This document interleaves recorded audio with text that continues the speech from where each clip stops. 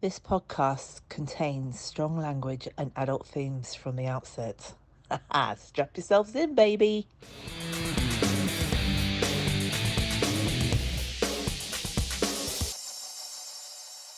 Do you want to hear about my day? Go on then. So I met my mate Kieran Ron, that I've known on and off for about 15 years. Met him this morning, did a bit of boxing. I use that term loosely. We did 2 rounds on the bags just to get warmed up, and then he did 5 rounds on the pads. And then I took him in the ring and just hit him in the head so that he could move his head a little bit. So I did that, and then I went home, and then I got myself sorted. I got up and walked the dog before that as well. And then I went off to CrossFit, did a Metcon class for half an hour. Then I went home, had a quick bite to eat, and I was out the door. And then I did massage, PT, absolutely brutalised him, Thai boxing PT. And then I did jiu-jitsu, and then I did a bench press session with my jiu-jitsu guy because we do swapsies. So he teaches me jiu-jitsu. Big up to Nathan at Phoenix MMA because he's a black belt. He's very good. He's only 21. So he runs rings around me a little bit. It's very funny. And then I did another massage, and now it's the end of my day, and now I'm here. That's a lot, isn't it? Yeah. That's a lot, isn't it? Do you know what I did? Go on. Coach this morning, 7 o'clock, 8 o'clock class. Then went from there to pool to PT woman, to PT client, and then came back to PT client.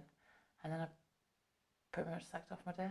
Nice. Well, no, tell a lie. Came back, listeners, I've done some research for this one. Do you know what? Callie's all about the stats. I'm just here as me. I made a conscious decision just to talk about my own experiences in my life, and she can give you all the stats. So Not necessarily stats, it's the science. the science. Well, Yeah. You like your science. Oh, it's just, You like your fact. science. Yeah, but you like to make sure that you know what you're talking about. I know what I'm talking about because I can talk about my own experiences. Yeah. That's it, really. I think it's really important to be in tune with your body. But, don't you hate driving around all day long? We're going back to moving around. Most of my days are spent, driving to Winton, back home to Bournemouth, Bournemouth to Southbourne, Southbourne to Bournemouth, Bournemouth to Winton, Winton to Bournemouth. Do you know how many absolute knob jockeys I have to drive behind? There was a car doing 20 miles an hour. Yes, 20 miles an hour. I mean, it's just an old fogey in the With a hat on. Like what? No, They'll have a hat on in the car, and they'll be as close to the steering wheel as they can possibly get. It's like Monday, I've got fucking shit to do, and I need to be doing more than 20 miles an hour to get to the places that I need to get to. It drives me insane. Tell you what, you just need to go on that driver's awareness course. Stop it. I've been so chilled since that. Oh, fuck you. So, Get ready. Wait, leave nothing out. If you want help, hang up and then dial your operator. Don't threaten me. You don't scare me. Fun and excitement. And when your head is down, Leave nothing out.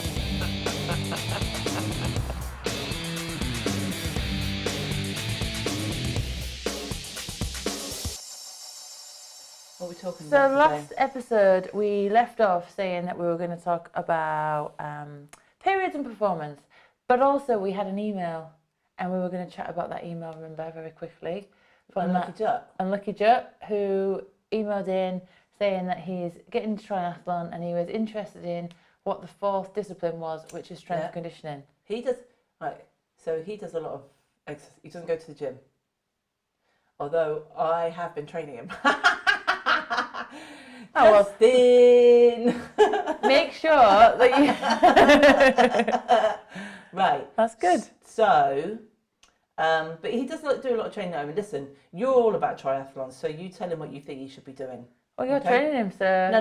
Listen, I'm just training him. Right, he had quite a few issues with his lower back. So let me tell you what's occurred with that. Lots of endurance, lots of running, no conditioning. So I think that he's lost quite a lot of glute strength. Yeah. So that's what it's kind of the issues are related to. So I've been working upper back strength, lat strength, and we've been working on deadlifts and strengthening his lower back. So, well, funny you should mention that, because I've written down the 3 disciplines: swimming, bike, running. Yeah. Obviously, what is involved in all 3? Core. So you need a nice strong core. Yeah. So deadlifts will be good because it'll be getting the posterior chain. I've also put in there for swimming, shoulders, So you want your lats to be nice and strong because you want your pull to be strong. So where you've been doing, what did you say you was doing? You're doing Chin-ups, Yeah. lat pull downs, so lat strength, you know. delts, so all the shoulder work Yeah, will be good. you know, the last time I spoke to him, he said, "Oh, my shoulder's starting to ache," and I said, "Are you doing rotator cuff exercise?" "No, I'm not." I said, "Start doing them Yeah, again." but like Right, well, basically just do anything to 'em. do with like shoulder Yeah, stability exactly.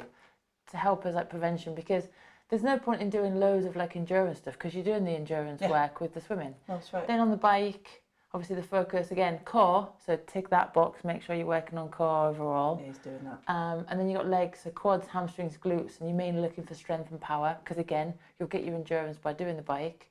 And then the running, all the you got legs, so but mainly like you want to make sure the glute strength is there. You want to make sure you got tolerance in the calves and the Achilles because with the impact. And then so you're looking more for like stability around the knee and the hip, but then also power through the calves and the hamstrings. And then rotational control in the core because you want to be going forwards rather than side to side. Yeah. Great.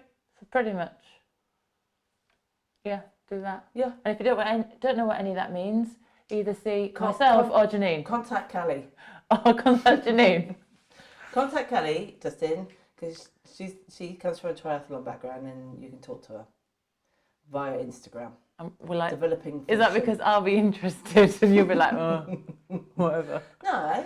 No, yeah. No, Yeah, so anyway. because you've got the background in triathlons. I'm not a triathlon. Developing Function is currently doing a series about period and performance, I've seen that. which is going to really blend in well with what we're going to do today. Great. So then what I might do after that is I might do a little series I think you on should. triathlon. I think you should do Yeah, that because there's a lot of people that end up doing like the sprint triathlons and stuff like that, so they don't really know what the conditioning exercises are. Yeah, and then I they think get into it from there. yeah, That's how I did it. When I deal with people that do lots of running, the key issues around that is glute atrophy. Yeah. You know, so they think that when they're running they're working their legs, and they are, but they're not. They're not making them stronger. They're making themselves fitter, but they need to do the conditioning exercises to make sure they have the collaboration of the both. Yeah, and then obviously with glute atrophy comes in like potentially knee issues. Yeah, that's right. Lower because back it, issues. Yeah, because it goes to the joints above and below, doesn't Yeah. it? Yeah. Cool. Yeah. So unlucky, you are lucky enough to be training with Janine the machine. Thanks. So she's all over it anyway. Okay, let's move on. Moving on.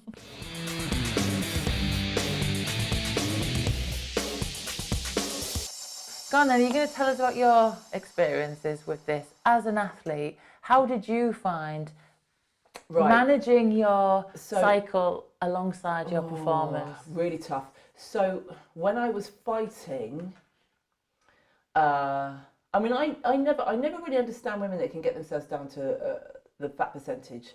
I mean, I suppose the lowest my fat percentage has ever been is around 12 or 13. I was never at a place where it was so low that I would stop having my periods. Yeah. When I was fighting, was there a couple of times when I had to fight when I had my period? Yes. I think I was young enough to be able to deal with the tiredness.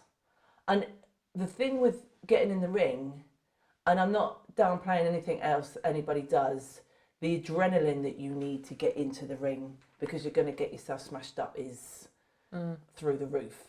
So for me, once I'm in that headspace, I can't think about anything else. So that didn't really affect me so much. My lifting, a different ball game altogether. But even when I was powerlifting, they weren't so bad that I couldn't cope with them. My periods have always been really heavy and for 7 days. But they were always in a place where I could manage them. It's only been, I would say, in the last 10 years that I think that I have been in perimenopause, what I realise now. And perimenopause, for me, is something that we've only really just started to hear about. Yeah. So my periods were like extremely heavy. When I was competing in weightlifting, Olympic lifting, I did a British Championships, and after every lift I was in the toilet changing my tampon because I had a light green leotard on and I was so heavy that the thought of actually being out on the stage and coming through my leotard was you know, it's devastating. It is devastating. You just don't want to have to go through that because it's still very much a taboo subject, and you still got to rustle around in your bag and hide it and not show anybody. When really, as women, we should be able to talk about it. We should be able to say, look, this is how I'm feeling today. I'm going to do the best that I can do, and I should be able to wave my tampons around and not have to discreetly hide them, or not talk to anybody about what I'm feeling. But that particular day, I wasn't able to lift how I wanted to lift. And when you're at that top end of competing, you just have to get on with it. Yeah. You haven't got any choice in the matter. But I have to come down to nutrition. Food is of paramount importance. And I've talked to you about this before. Your carbohydrates and keeping your energy fueled up. I'm really intuitive with my body and how I feel. So I would say my periods now, they are all over the place. They've been a little bit more on schedule just recently, but I was meant to come on last week. And then when I don't come on time, it makes me a little bit nervous because I think I'm going to get into that place where I start hemorrhaging. And that's not fun at all. But I got my period today, actually, which when you get to my age, when you kind of almost want them to go away because they are a nuisance. Yeah. But when that choice is taken away from you, let me tell you what you're going to do. You're going to grieve them.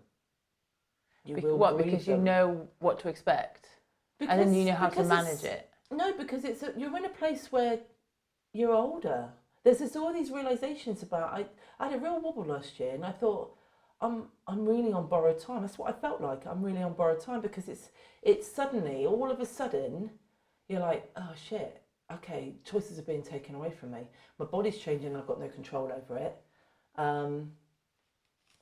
Yeah, you will grieve it, trust me. Yeah, I think that's also talk for another one as well, where we need to really go over like perimenopause and menopause. Yeah, definitely. Because that's like another whole ball game as well.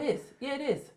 But I think what's really important, whilst you've got all your science there, okay? It goes into like how that might affect. No, what I'm going to get to is it's really important to know your body. Yeah. It's really important to know your body and listen to those signs. And I've talked about this before. When you are craving sugar, especially leading up to your period and on your period, it's not sugar that you need. It's sugar, but it's complex. Yeah. It's the carbohydrates that you need. Oh, it goes into that. Yeah, well, it's basically because in that high hormone state, you've got estrogen, which is... So it inhibits the body's ability to access the carbs efficiently. So whatever carbs you've got in your body, it's basically your body going, right, we've got an egg in there. We want it to be fertile. And if it is fertile, should there be any emergency or any inability for us to access food from the outside world, i.e. famine, we need to be able to feed this egg. So the body's not really worried about the host as such. The body is worried about fertilising this egg. So the woman has to think outside the box and go, right, okay, I'm already a bit bloated because there's other stuff going on which we can talk about. Like in this day and age, they'll be like, oh, I'm bloated, I'm fat, I won't eat. But you actually need at least 200 to 220 calories extra in those kind of, 4 to 5 days leading up to your period. Because your body can't access the energy that it's got on the inside. Sometimes leading up to my period, I am like ravenous. Oh, yeah. Like I cannot eat food. I cannot put enough in me to satisfy what my body needs. Now, it's not like that all the time. I would say last week, my hormones had fucking left the building. Like I couldn't think straight. I was missing clients and forgetting shit. So that's how it affected me last week. I feel better this week because I'm like, oh, okay, my brain's back to where it needs to be. It's really hard though, isn't it? Like I've noticed more in my I'm like mid to late 30s now, but I've noticed more like just forgetfulness. Like I can't think of the word I want to use, or stupid things like I left my keys in work, so bless him, Martin had to come out on Monday morning and open up the gym. Luckily he lives around the corner, but still wasn't happy about it, right? But yeah, and things like I left my purse at work on Friday, So, okay, I've got to go back and get that. And it's just more regular, like, and even clumsiness.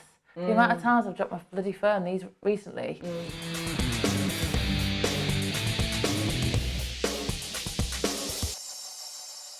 I think what's really important as well with your training is just recognising where you're at. And even if I've got, with my programs, and I'm quite militant when I've written stuff down, that if I'm not achieving what I've written down, I then have to take a step back and go, okay, how do I actually feel today? Right? Because you know what, I could, if I feel like absolute dog shit because my body is just not responding how I want it to respond, I have to say, right, okay, where am I in my cycle? Am I due on? And if I'm due on, do you know what, it's not going to hurt for me to just take it down a few percentage on what I'm doing and what I'm lifting, and just taper it a little bit, because the following week I'm going to feel like I can lift a car. Do you know what I mean? Yeah. So that's really important to take a look at that, because sometimes you can think, oh God, I'm not lifting what I need to be lifting, or I'm not running how I want to be running. When in actual fact, it will be all related to your diet and your hormones and where you are actually in your cycle. Yeah, well, so obviously nowadays, you could either do the old pen and paper of make a journal, write down where you are, or you've got loads of different apps these days that you can track your period, you can track how you're feeling, make little notes what your symptoms are. And then, it's all about where are you currently, what were you like a month ago, does it marry up with how you felt? Chances are that's probably the case. But I was thinking, why don't we go through like from day 0 to day 28, and you can add in the stuff, because you've spoken a lot about what will happen, and then if people understand why it's happening, then they can kind of maybe understand it. All right, so a typical menstrual cycle is 28 days. Yes. Depending on how you are. 26 to 28. Yeah. So they can't, if you look at any textbook, it'll say 28 days. Yeah. But if any woman listening, they'll know that, it can range from anything from 30 odd to 26 or whatever.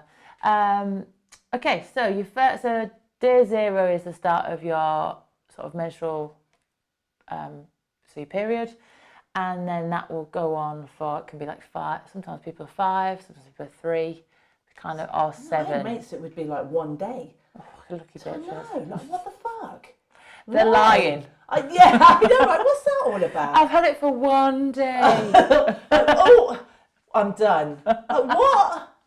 I'm running around with super extra large cotton reels that I'm shoving up my vajooji. Like, what? Yes. Amen to that. Fucking tell me about it. Like, where's it all coming from? It's amazing to me sometimes with the amount that I lose that I'm still able to function. Like, am I able to get up and get out of the house? The night that I was hemorrhaging, and when I say hemorrhaging, like I couldn't get it through to the doctor how bad it was. I literally, because I was a bit delirious and it was in the middle of the night, I was getting up and it was pouring out of me like a tap. You have to visualise how this is. And for as disgusting as it sounds, trust me, I've had clients tell me because things like this that. is what it was like. Yeah. So okay, change my towel, get back into bed. Oh, I'm back up again. This happened 5 times, right? And I was like, okay, I don't think this is normal. So when I woke up in the morning, I thought, right, if this happens one more time, I think I'm going to have to phone 111, and I think I'm going to have to go to the hospital. And I never think like that. If I'm thinking like that, anybody that knows me, something's very, very wrong, because I'm not like, a needy person as far as that's concerned. But I thought, right, okay. So I woke up in the morning and I was like, oh, I think it's subsided. Well, I feel quite well today. And I thought, for the amount that I have lost, I should be feeling like absolute dog shit. I felt very well. Yeah. I felt super well. But I wonder if you'd have made a note of what you were like the week before. I hadn't actually had a period for 60 days. Oh, okay. So it's kind of all just... Like the womb is probably, 10 inches thick. And hanging on in there, just waiting. Just waiting. But do you know what happened? Please impregnate me. Like...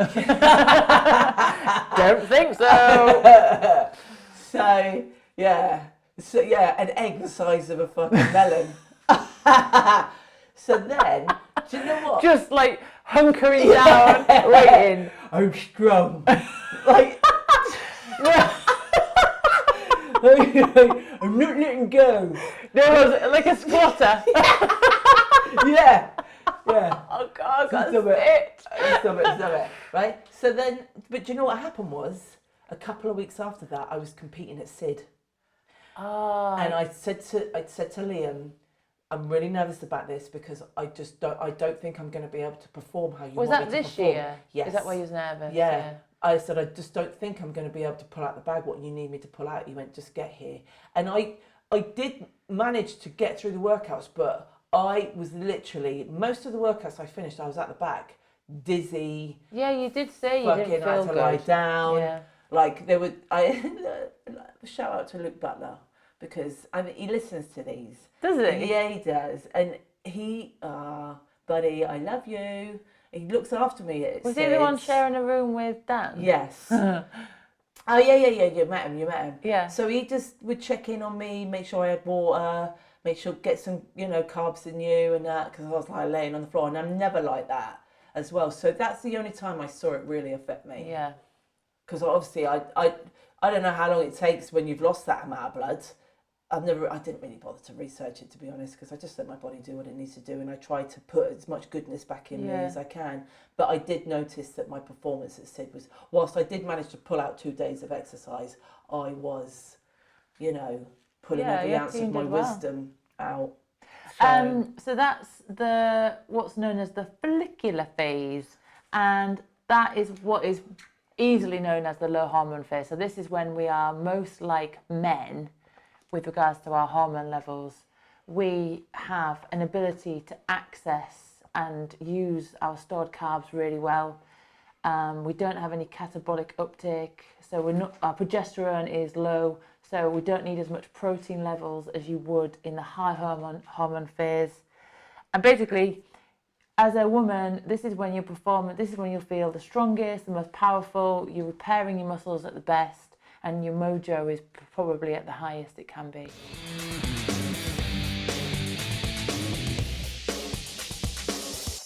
But don't fear, because just because on day 0 to 11, that's when you're supposed to be at your best, doesn't mean that you can't also combat some of the stuff that happens later on to make it work for you.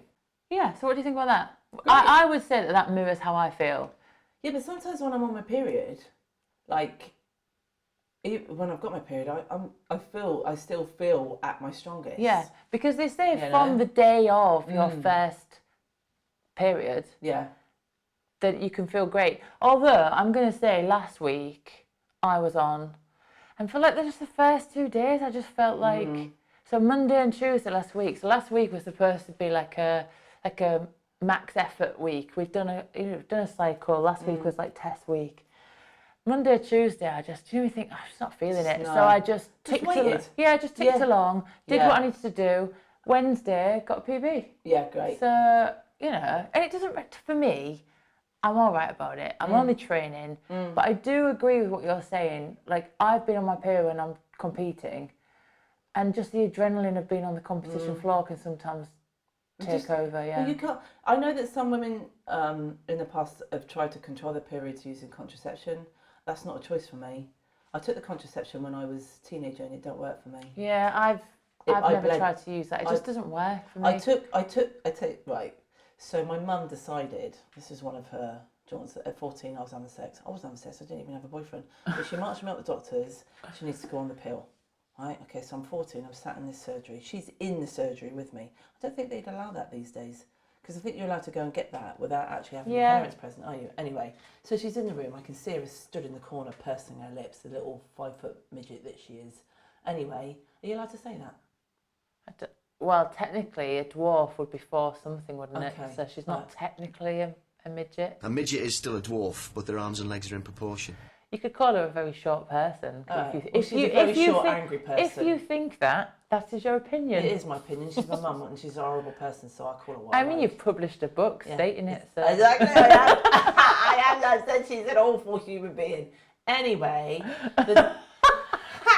so I'm stood in there, right, and the doctor is telling me about the contraception pill. And you know what teenagers are like, right? I'm not listening. I'm thinking, I'll look at the box when I get back. He says to me, do you understand? I go, I've not listened to a word he said. Get home.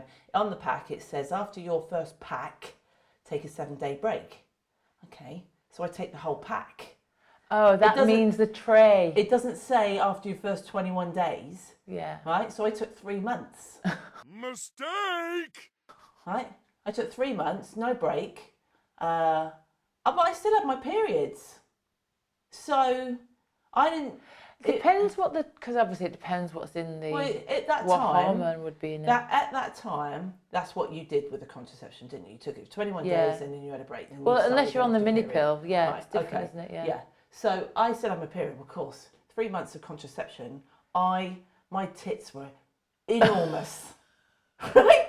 They were fucking enormous. I'd probably put on a stone in weight. I was just like I was. And it was in your boobs. Yeah, it was all in my boobs and my face. There you go. Don't go get a boob job. Just take. So obviously, neither of us are doctors or prescribers. No, don't do that. Yeah, don't do that. Right. So I was all bloated, and she then insisted that I was pregnant. And I was like, look, I'm not pregnant. Are you sure? Because I'd have to have sex to be pregnant. No, you're pregnant. So she's marched me up the doctors again, right? So now I'm back in the room with the doctor. She's still stood in the corner, shouting over the top of my head, she's pregnant, she's pregnant. I'm not pregnant. Right? So I look at the doctor, I am not pregnant. So he then has ascertained that I've taken the pill for too long, right? Without any break. He said, right, he's like, just like, you can see him going, oh my God, these fucking teenagers. Right? And I'm gormless. And so he takes me off the pill. But I said to him, well, I've had my periods though. Right, so I bled whilst I was taking the pill. So let's move forwards a few years, right? So I'm about 16, 17. So then I start taking the pill again, okay? I bled continually for 3 months. Oh, what, just like spotting? Every day. Yeah. Every day. And was that just because... Well, I went to the doctors, just an old 1920s sat there looking at me over his spectacles going, oh, you'll be all right, just your body will get acclimatised to it. Of course, I was looking very pale, borderline anemic. Yeah, I was going to say. The amount of blood that I'd lost for 3 months. Better start eating that liver that you were let's not talk about him, right? So then I went to family. My mum in her infinite wisdom. So sometimes she would have little moments where she'd have a little bit of a bright spark, and she took me up the family planning, and the nurses took me straight off the contraception, gave me loads of condom, and I've never been near it since. And I just can't. My body does not agree with any of that stuff. Yeah, and I don't want to take any chances with it. Yeah, whenever I've been on it, I just blow up and I just feel sluggish. And Yeah. so I'm not saying it's not right for everybody, but just not right for me. You know what? Good for them if they like. One of my mates, she went on the mini pill, Debs, and she's like, "Go on your mini pill." Do you know, I haven't had a period for years.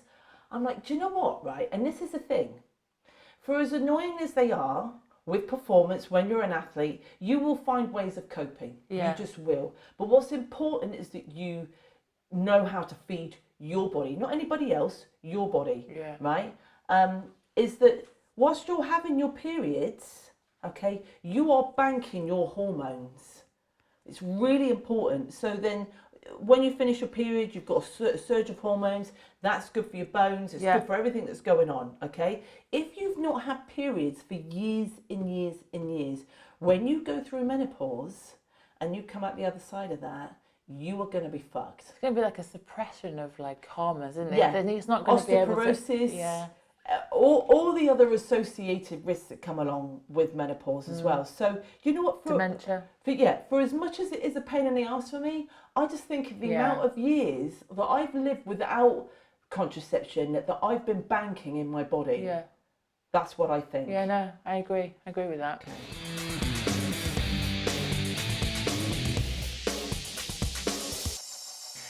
So then we come through the follicular phase.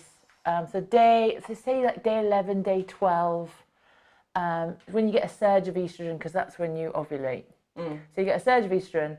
Some people can, it can make you feel a bit flat for a couple of days and then make you feel bulletproof. Powerful enough to even deflect the path of a bullet. But some people just state that as soon as they have that ovulation period, they just feel bulletproof and can perform quite well. I think from month to month, do you not think that it changes? Oh yeah, it's never the same. Because some months, right? I mean, I'm at home, I'm crying about some advert on the TV. Yeah. Or I'm watching some shitbag programme, but I'm just getting Yeah. fucking emotional. I don't want anybody to see. I'm like, oh, God. So, but then other times, I just want to rip people's heads off. She's angry, as women so often are.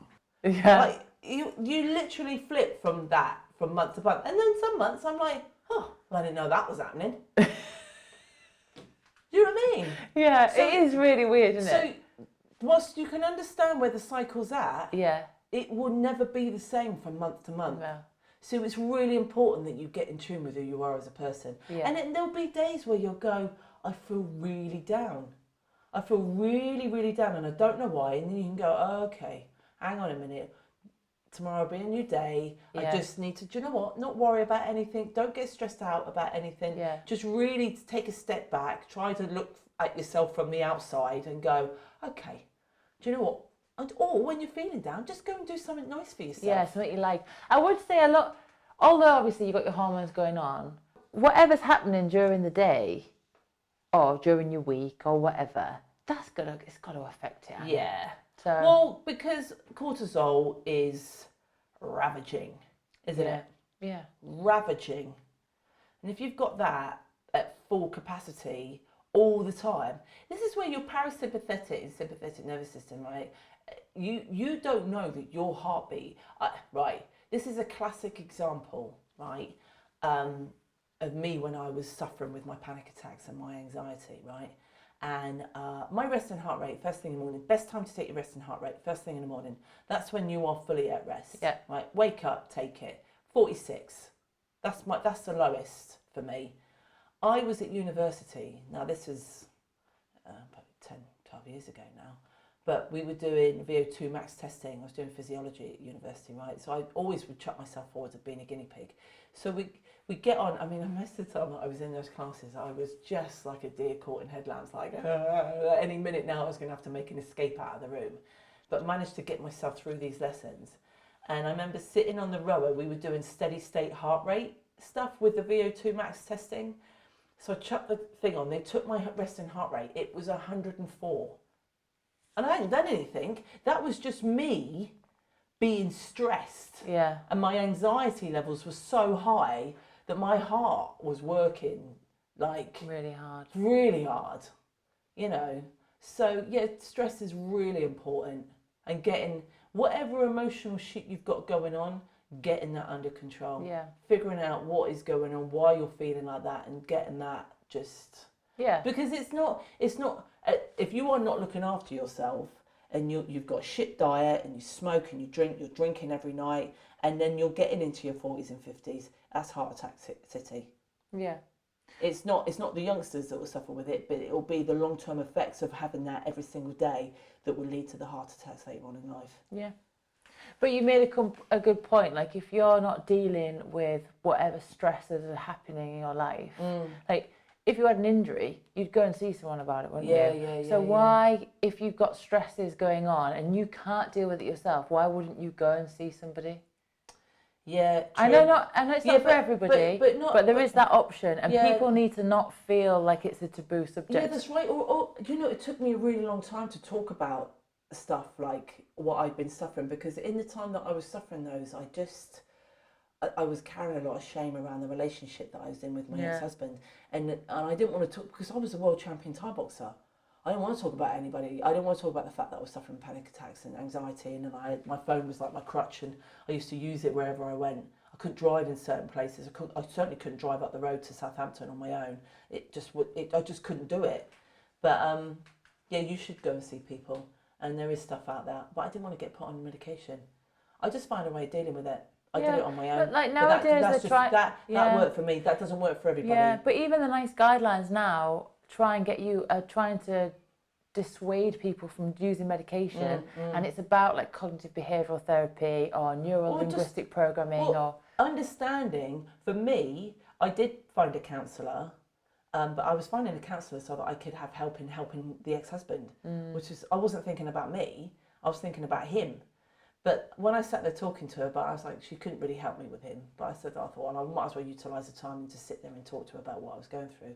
She actually explained to me that there would have been something that happened in my youth that I buried and I've not dealt with, and then whatever trauma and whatever level of trauma you've had in your life, it will find a way in your adult life without you even knowing of coming and smacking you in the face. And all of a sudden you'll go, why the fuck do I feel these emotions? Why the fuck am I feeling like this? And you won't have any explanation for it. And as soon as she explained that to me, I was like, that made a lot of sense to me. I think I've spoken to T actually, you know, Dr. T. We spoke about that, like, you know, it's all these things that you don't realise that you bury, the child in you buries. Yeah. Well, you haven't, the thing is, as a child, you've not got the place to be able to deal with it. To deal with the emotions, because you don't understand the emotions. But ultimately, all you want to do is go out and climb a tree or play with your dolls or whatever it is that you do. You're not in a place where you want to sit. Even if you sat with a counsellor, the counsellor's going to talk to you. You're going to be like, don't know, shaking your shoulders, don't you? Because that's what kids do. Or looking down at your feet. Yeah. You know, when I see kids that come in, have you done anything fun today? Don't know. Oh yeah, what you did at school? Yeah. Don't know. What? Oh, it must have been a great day. Yeah. Well, they don't want to talk about it, do they? They just want to get on with the next thing. They want fun.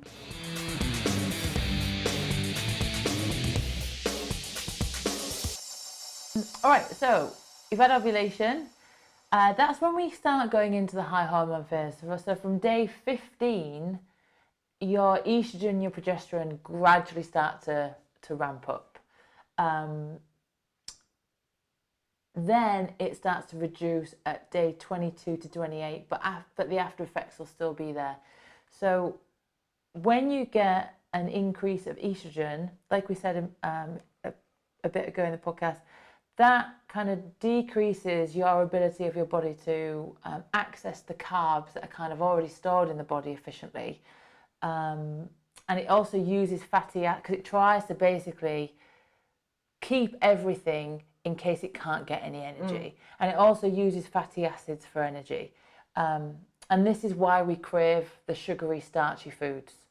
So it's not chocolate that you're craving, no. You want, and you also, if you're not really one of these people that monitors what protein you're taking on board, if you're doing a lot of exercise, the advice is that you add 10 grams of protein with about 40 grams of carbs before exercise, which will give you that kind of protein to help with muscle repair, because the body's unable to kind of do that, which I'll talk about in a minute, and the carbs are there for the energy. And then you got increase of progesterone, which is catabolic. If you don't know what that means, it basically means it breaks down lean mass, so muscle, and it uses fatty acids for energy. Because progesterone's role is to increase total energy availability. Again, preservation of energy for the potentially fertilized egg. So basically your body is focusing on that little baby. So it's been a little bit like the American, being about, it's basically holding up placards for anti-abortion. And going, we don't care about you as a woman, we just care about this fertilized egg. So you as a woman, as an athlete, as a performer, need to be making sure that you're hitting your protein intake, you're having extra carbohydrates. Well, this is where, for energy. This is where, we go back to keto, and that they're all this low carb, no carb.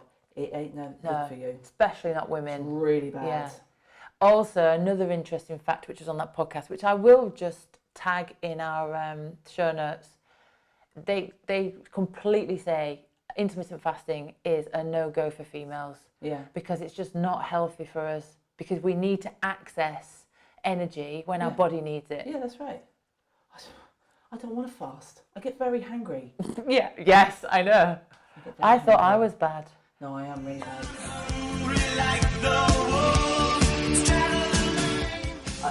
When we do the perimenopause stuff, I've had to make a change in my diet at the moment, because the body changes its response to insulin. Yeah. Which is where you end up getting the little, rubber ring around your belly, right? So the transition into me changing what I have in the morning and the carbohydrates that I eat It's been really tough for me, really tough, because Just trying to manage it. Yeah, I mean, what's the point in exercising if you don't feel good about how you look? Yeah. You know, and I don't mind being, and somebody pointed out to me the other day, well, you're built like a brick shithouse, aren't you, Janine? That's what she said to me. This is Who else said that to you? Because someone else said that one. Yeah, Oh, no. A gentleman who I was in the presence of said the same thing, didn't he? Oh, you know, when you become all like, you know, oosh, whatever. I said to my mate the other day, at what point do I get respected for the stuff that I've done? Rather than them focusing on the fact that, I mean, I shouldn't worry about it, and I don't worry about it, but it annoys me. Yeah, it is just that element of like, can't you appreciate what my body has done and can do? Yeah, it's what I've ultimately produced from the hard work and labour that I've put into myself. I mean, how many people do you know have done the things that I've done? You know, there's a whole long list of them. You know, Southern Area Thai Boxing Champion, British Kickboxing Champion, World Thai Boxing Champion, British Powerlifting Champion, I don't know how many times over, World Powerlifting Champion, English Weightlifting Champion, British Weightlifting Champion at senior level. You don't enter that, you get invited. And I did that at 40. That's good. I mean, you don't really go on about it though, that's what I'd people do. like to go on about it a little bit more. I'm only joking. But you know what I mean? Yeah. No, I do. That annoys me. But, you know, that's just, I put it down to their ignorance. Oh, is it jealousy? Maybe they're just a little bit, I don't know. There's got to be an element of like, some people are probably a little bit jealous because, what have they done with their life? I don't know. Well, I'm not bigger than you. What? I mean, I class us as the same body type. Yeah. Aren't we? Oh yeah, I'm shit. You've done loads. But no, that's not. No, you're not shit, not at all. Because your weightlifting is strong. I've said this. Your weightlifting is strong. I can't snatch what you can snatch. I've never. You know. You just went down an avenue that I did. I went down a different way. Yeah, but you don't get people saying to you, "Oh, you're built like a brick shit house." Oh no, I do. Yeah. Yeah. Oh, do you get that? Like we've been to events, and people go, "You're a big girl." Well, they don't say you're a big. Well, they kind of say, "Do you work out?" I'm like, yeah, you can tell. Oh, okay. I'm going to take that in a positive way, and that I look healthy, not that I look stacked or hench. Do you know what I get? I'll tell you what I get when I go out, and in the past, and this is probably about 3 or 4 years ago when I was going out, and I was just raving it up when I had my husband. You'd get guys come flex your arms. Ooh, I had a guy, actually, I was really like, I'm not going to be annoyed by this. I was in Hull one, this was ages ago, even before like my body composition changed. And I was at the bar, and this guy comes up to me, and he just put me in the tricep, and he went, your triceps are awesome. And I was like, you're like, yes, they are. Did you flex them? Yeah, you did. Yeah.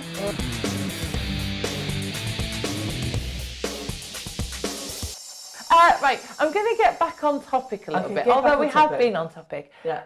So we've gone through what happens to the body during the high hormone phase. Right. Right, I'm going to get very sensible because... How can you read that in this light? Because I'm 36, I've got 20/20 vision. No, fuck you. So this is a bit of a funny story, but I don't know if people will be that interested. Okay. So, okay. Let me pay attention. I know. Callie's got a funny story, but you're going to go, it's not that funny. So we're at the opera at the weekend. Yeah. Right, we're at Glyndebourne. They've got a shop. It's a bit nice stuff, but you wouldn't really buy anything because, like, why would you spend that much money? Yeah. There's a hand fan. Very pretty. I'm like, oh, that's nice. £100. £100 for a hand fan. Yeah, no. I'm like, I'm happy with my €7 one that I got from Venice. Yeah. Just name dropping that in there. But you've been there anyway, haven't you? have been Which there. we chatted about in episode 2. Yeah. So we're sat in the auditorium, and I kind of see this guy right over the way, and I'm like, oh. Is he pretty? Well, I can't tell. Oh. It's just, I can tell he's got a bald head. But I thought you had 20/20 vision. Yeah, but it's fucking miles away. I can't explain how far it was away. Right, okay. Imagine where Far enough that you can't tell far how enough pretty he is. away that I can tell it's a man, Right. and he's. I'm just gonna say he's black. He's got a bald head. He's wearing like a maroon rose top. Right. Anyway, I can see he's got a hand fan. I said, "Oh, James, he bought himself one of those hand fans. He must have the money to spend £100 on a hand fan." So James went, "You mean that woman?" I'm like, "Well, she's got a beard if it's a woman." Right? And he went, "How can you tell?" I went, "Because I'm 36 and I've got 20/20 vision."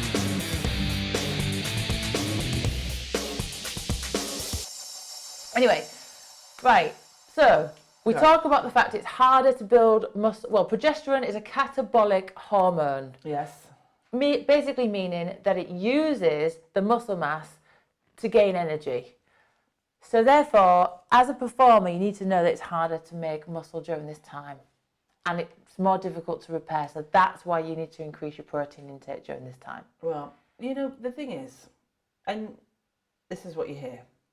And I've been in the personal trainer for 22 years. I've mentioned that a few times as well, right? Okay, I want to do some weights. Okay, great. All right, we can get, but I want to be toned, but I don't want to get big. You go, okay, listen.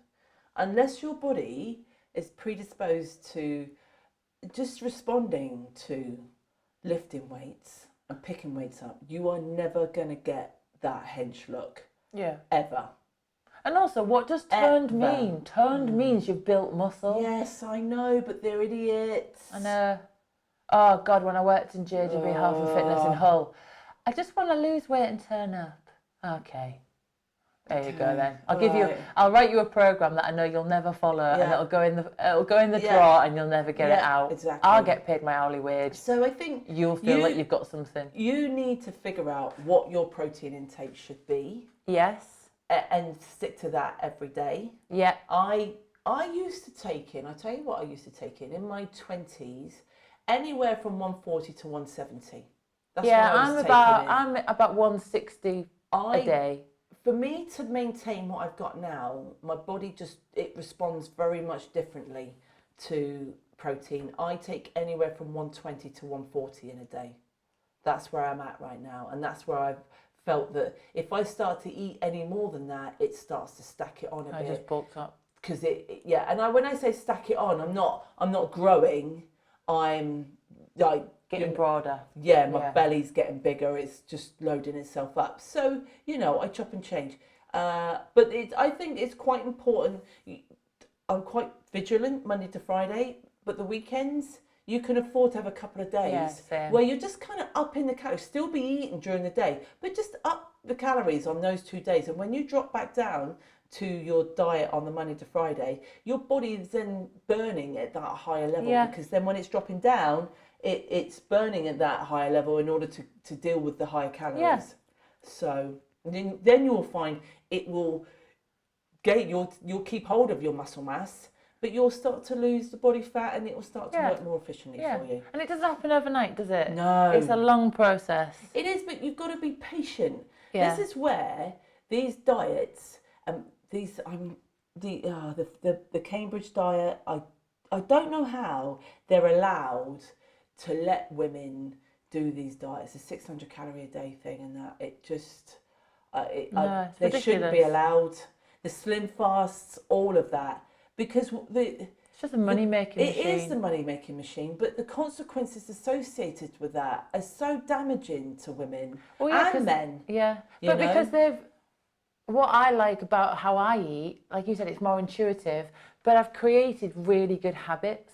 So like I may eat a little bit more on a weekend, but if I go out for a meal, if I want to be a bit more conscious of what I'm eating, I kind of know what I can have before I've gone over my limit. And that just helps me keep living my life and not have to think I'm on a diet all the time. But you shouldn't ever be on a diet. It should just be eat well, good lifestyle choices, and just be kind to yourself. But like if you do stuff like the Cambridge diet or the Slim Fast diet, they're not really creating. Oh, I just tapped my mic. Sorry, they're not creating good habits because they're not allowing people to then leave that behind and still carry on those choices without needing that crutch. in my opinion. Yeah, no, I totally agree. Right, so we spoke about metabolism and cravings, making sure that you're not just picking up a chocolate bar, you're using, so I use like oat cakes or rice cakes or just something that's got some substance to it. And also, you're going to feel a little bit more bloated during this time, and you might start to feel a little bit constipated. Some people, I sometimes do. And so if you have a little bit more fibre in your... When I have my period, everything's coming out. I'll wait for it. I'm going to explain why. I'm going to explain the science behind it. Right, so you might feel a bit more constipated on that week before. So having a little bit of fibre in your diet would be good. A bit of roughage, get that moving. Just eat your vegetables. But the reason why you may get a little bit, I'm going to say it, a little bit of diarrhea and maybe just like need to go to the toilet more during that time, during your period, is because your muscles relax because it needs to shed the lining of the womb. And with that, some other muscles may relax and therefore you might just go to the toilet a bit more frequently. Yeah. There you go. Everything's coming out. But I tell you what, once that happens, you feel amazing. And definitely plan a nice weekend away for the day you finish your period because you're going to feel the slimmest you've ever felt. You're going to feel amazing. You've got that 1 week to pack everything in and then you become a hermit for the next 3 weeks. Be your sexy self. Oh, I'll tell you what. James always organises shit when I'm like the week before. Pisses me off. Yeah. I need to buy a girdle. It's just like... I've lived on my own now for quite some time. 7 years now I've lived on my own, and I just, the thought of in my bathroom sometimes, it's just like World War III. You know, I just think, I just don't, for a man to share what I have to go through every month is pretty horrific. Tell you what, Janine, I'll get you one of my little wooden boxes. Oh, thanks. Yeah, and then you can just hide it away. There won't be any hiding. Because whoever I get involved with, whenever that happens, if it ever happens, it's just not going to be around for those days. So you need to shoot whilst I just take care of my business. Yeah, tell you what, I had a client who was married, but she lived in one house and he lived in another. Great, love How that. great is that? Love that. I mean, if I could afford it, I would definitely have a different house. Yeah, love that. And we just have date nights. I'd love that. Are you coming around tonight? No. That'd be every night. No. I don't know, I've got my period. Oh, okay. let me know when you're finished. All right, 2 weeks later. You think I've got my period all the time. Anyway, most right, do. so we've done the cravings. I spoke about being bloated. The reason why you're bloated is you've got high estrogen, high progesterone. Right, I'm going to give you a bit of science. Janine might fall asleep, but it's really interesting. Quick, come on! Right, estrogen increases the hormone called vasopressin, which is responsible for retaining water and constricting blood vessels. Yes. Right, so then you've got decreased fluid availability in your body. Right, so it stores it all in your Stores belly. in it. It's storing it all, so Yeah. you feel a little bit more bloated because you've got that. Yeah. That then also mixed with the fact that progesterone competes for the same receptor site as another fluid regulatory hormone called aldosterone, Right.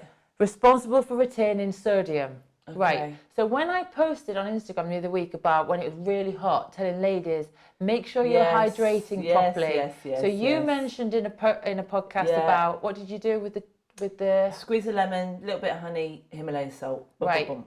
Perfect. Put it in. If you're not able to do that, get some hydration tablets, which are 0 calories. It doesn't need to be. No, that's right. But you can just use a little bit of table salt. Yeah. It's not going to hurt you. Yeah. Because you need what's called that osmolarity, basically the difference between a high sodium state and a low sodium state to allow the fluid to pass between the membranes of the cells. Are we done with the science? No, hang on.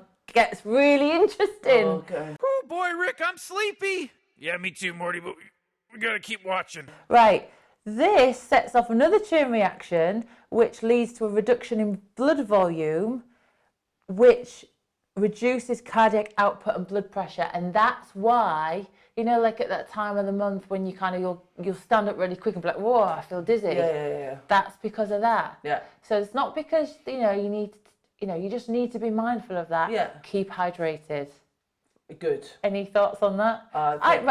I sat for about 15 minutes a day trying to figure out how I can make that sound less boring. It's not boring. No, but less sciencey for people. how are And you gonna- I don't know. I wanted it to be snappy for Instagram. Couldn't do it. No. So if you got through that bit on my post, well done. Oh, how nice. Like, what are we doing now? Hang on, you're going to feel hotter. Right. That's because progesterone elevates your core temperature. Right. I've only noticed in my 30s, I get night sweats. Oh, yeah, big time. Fucking hell. Like, leading up to it as well. Yeah. Boiling, I've been boiling. And I'll wake up in the night in a cold sweat. Boiling. I've been boiling for at least 2 weeks now. Well, that's because it's been hot. No, but I've been like, more so, just fucking baking in my bed. Covers off, covers on, stick my arse out, stick my arse back in. Oh. Yeah. And I don't wear pyjamas either. No, do you know what? I used to wear pyjamas. Oh, how do you do I've that? stopped. I'm can't too wear them. hot. I can't I've wear also pyjamas. bought it's called an Oola, and it's like a cooling mat. Oh. I had the best night's sleep. They're currently half price, or they were when I bought it, half price because they're quite expensive. But I tell you what, it's the best thing I've had. Yeah. So ladies, you're gonna feel hotter, and that's because your lower blood volume during high hormone days means it's harder for your body to sweat and cool itself. Yeah. So again, hydration is key, because if you can keep hydrated, then you're gonna have a bit more blood plasma, and it'll make your blood less thick, and then it'll be able to. Don't just get a doggy cool mat either. No, get a proper cool mat. I mean, they are expensive, so you know your other options are you could put a cold towel over a fan and have that on. I can't sleep with a fan. Open a window. I've literally got my head almost hanging out the window. And lie naked on the lie bed. naked. Your husband, partner will love that, even though you won't want them anywhere near you. Don't touch me. And don't touch my boobs either. Yeah, fucking hell. That's different some months as well. Yeah. Like this month, fine. Last month, oh God, they felt like melons. Touch me. Don't touch me. As James would say, get off me. Apparently that's what I say. Get off me. Get off me. Yeah. So anyway, so that's the hydration, and then this is actually quite good. I think you've mentioned it to me before. There's it prepare for cramping, taking on magnesium and omega-3 fatty acids. You should do that anyway. Even if you don't take that all the time, the week before your period, Starflower start oil. loading that on. Starflower oil, magnesium.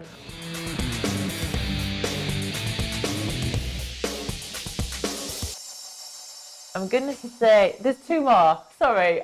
I know, Janine, I know, but listen, it's good. All right. Right. Go. Playing the How long is it? We talked earlier about clumsiness, forgetfulness, spatial cognition, which basically you will use to identify your targets in sports such as golf or tennis, is strongest during menstruation and lowest during the mid-luteal or high hormone phase.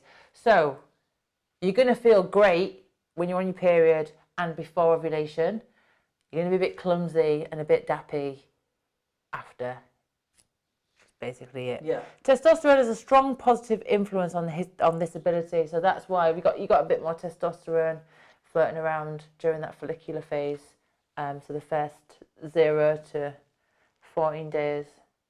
So that's when you're going to feel less clumsy and less forgetful. Closer you get to your period, you basically just turn into a bit of a vegetable. You do? Yeah. Dude. Don't be doing any fucking juggling tricks. Yeah. Last week. With fireballs.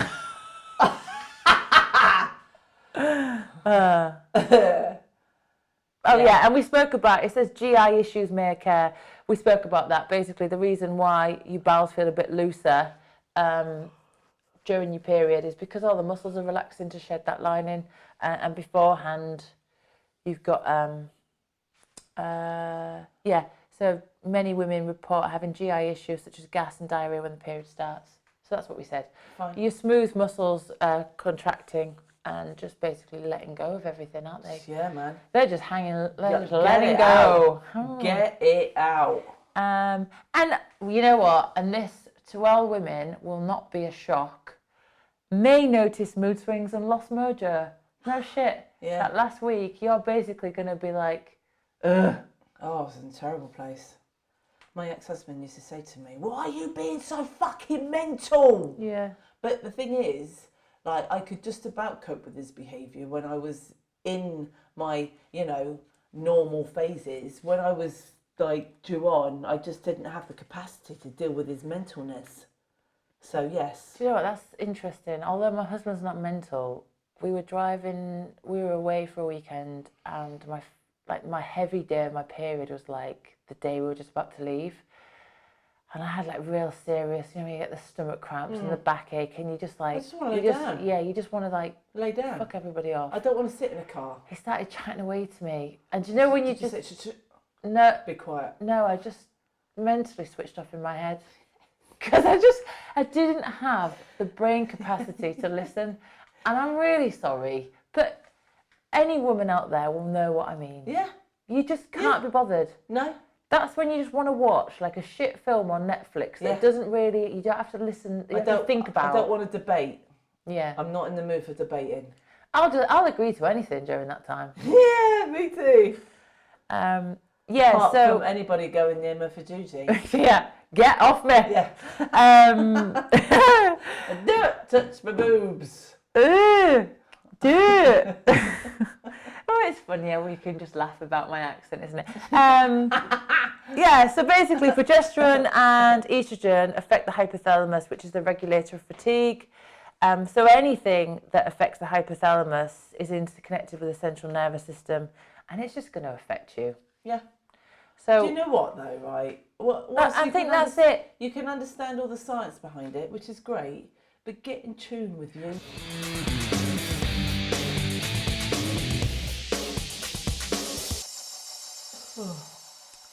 Anyway. Sorry. I might have to edit a bit of that out, but it was just important. No, it's important. Listen, Yeah. don't pay attention to me. I'm fucking No, shattered. it is late. I We need to- don't normally do it this No. late. But that's basically Well, if it. anybody's got any questions, Yeah. just ask her. I've got my Let's keys. wrap this up because I Alright, am yeah, Janine's lost interest. shattered. I have done so much exercise today. It took me everything to come around here this evening. Yeah. As always, follow us on Instagram, Leave Nothing Out. Send us an email if you want to, leavenothingout@gmail.com. Fuck Twitter. What else? Oh yeah, you can listen to us and the back catalogue on Spotify, Apple Podcasts, Amazon Music. I know all of that.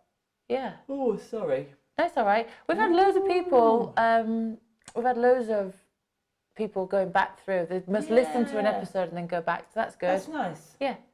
That's really nice. And I've had people who I wouldn't expect to listen to our podcast listeners, so that's Really? cool. So That's big nice. big shout out to all our who listeners. Do you want to say hello to anybody? No. No. I just... Oh, then right. Well, that's another one done. That will be episode 10. That's episode 10. All right, cool. Yeah. All right then, we'll speak soon, right. and I'll see you later. Bye. Get ready. Leave nothing out. If you need help, hang up and then dial your operator. Don't threaten me. You don't scare me. Fun and excitement. And when your head is down, Leave nothing out.